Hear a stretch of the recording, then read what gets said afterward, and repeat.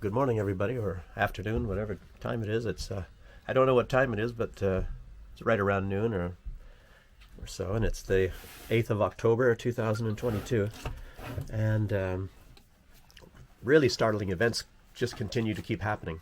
Sometimes an event happens, and you can call it a game-changing event. Sometimes you don't even realize that when it happens, but it turns out to be a game-changing event for the foreseeable future. And something like that happened this morning. But first, I'll tell you some of the other news. All this stuff just keeps coming. As you know, Elon Musk had his peace proposal, and part of it was that Crimea should stay in the hands of Russia, because essentially throughout all of history, Crimea has always belonged to Russia. Even during the time when it was, you could say, attached to Ukraine, it was. I sometimes say administratively part of Ukraine, but it wasn't even administratively part of Ukraine. All those years, Russia had their naval base there, and the people are Russian, and even all the governments in there were virtually Russian. I think maybe the only part of it was Ukraine is that the revenue went to Ukraine, and otherwise it was entirely Russian. But besides that, he had some other proposals in his peace plan as well. But that's not what I'm talking about today. What I want to talk about is, I guess what's big news is this Starlink system that he set up to help Ukraine has been, on the fritz. It goes out at inconvenient times sometimes, and it's actually needed for Ukraine to, attack Russia, drop bombs on him or whatever the deal might be. And Elon Musk put that up there to help Ukraine. And then after Elon Musk came up with his peace proposal, I think prominent people in Ukraine, in the government, said "F you," to Elon Musk. That's how that is. It's biting the hand that feeds you. It's just like Germany, applying sanctions to Russia and sending weapons to Ukraine when most of Germany's energy comes from Russia. Not a very wise move. Like I say, biting the hand that feeds you. Bakhmut is being taken right now by the Wagner Group, which is a Russian private military entity. So that's just about to fall, and that's very significant because that's far, far more important than Krasny Liman, which has practically no importance. And Ukraine is defending that with, I think right now, maybe 30,000 troops. It used to be much more, but they've been trying to stage these minor offensives all over in hope to draw Russia to all different parts of the line and weaken them, and then be able to break through, such as in Kherson. But what Russia has realized is that that's what Ukraine is doing. So they've been giving up some territories in the unimportant areas. So it's sort of a feint, and it's still I guess Russia is not into PR so much. So that's actually bad PR in Russia and abroad. People thinking Russia's weak, but I'm sure that we're going to all find out differently very soon.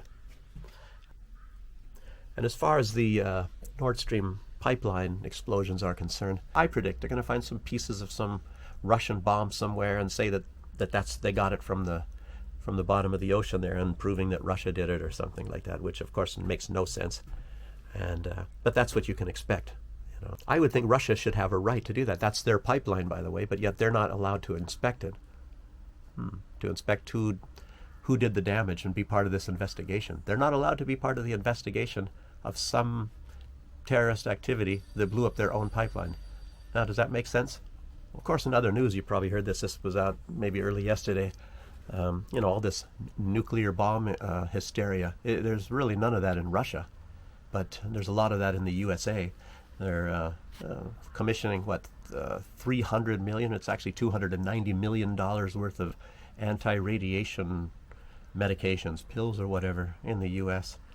And yeah, but it's what's strange is, and I mentioned that in another video. They're And I remember, and I would hope that somebody watching this can help me out a little bit here, but there was at one time in the United States a nuclear bomb that disappeared, and I believe it was like in Louisiana or something like that. But it's totally unaccounted for, and then it just sort of faded away in the news.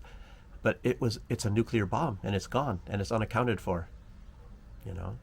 And a lot of people are saying that a lot of this nuclear fear and hysteria that's going on in the United States right now, that they're suspecting, as you are seeing how the U.S. actually operates a lot of time, that there might be a false flag event. And that's the reason why I mentioned this nuclear bomb that disappeared, you know. And there's no way on earth that Russia would ever use nuclear bombs in Ukraine, because that's so near their own territory. It's right next door.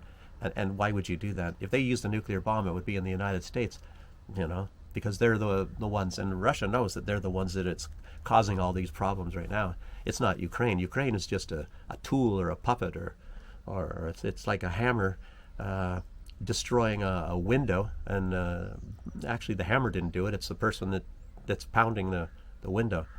Similar to, like, you know, this gun controversy. People say guns don't kill, it's people that kill, and that's true too. The gun by itself can't kill anybody. And Ukraine, they couldn't fight Russia on their own. So that's what that's all about. And watch out for some false flag nuclear event, and somehow they're going to blame it on Russia. You know, I mean, we all have to fear that.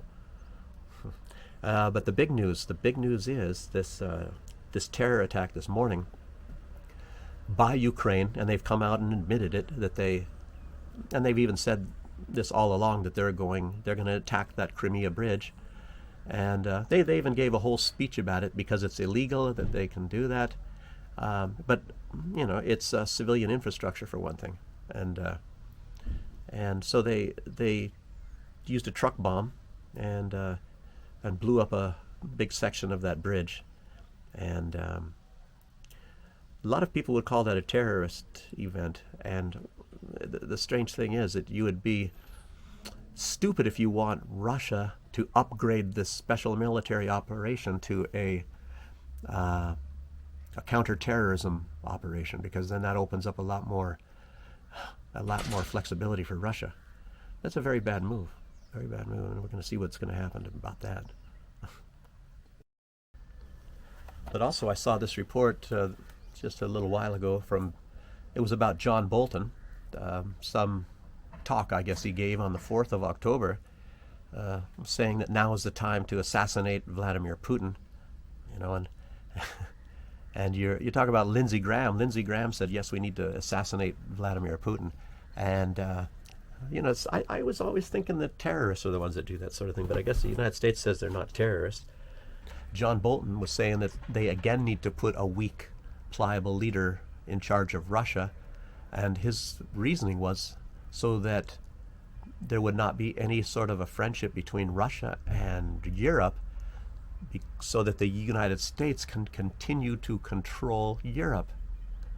But I don't know. Does Europe? I guess they don't like it when anybody calls them puppet states of the U.S. But isn't it strange when John Bolton comes right out and admits it? These are our puppet states, and we control them. And it's obvious anyway. These are puppet states of the United States. I don't know. These people are cowards or weak, or I guess they always put weak leaders in there. Now you got this Georgia Meloni, a woman. She's got more balls than Olaf Scholz or Macron or any of these jokers.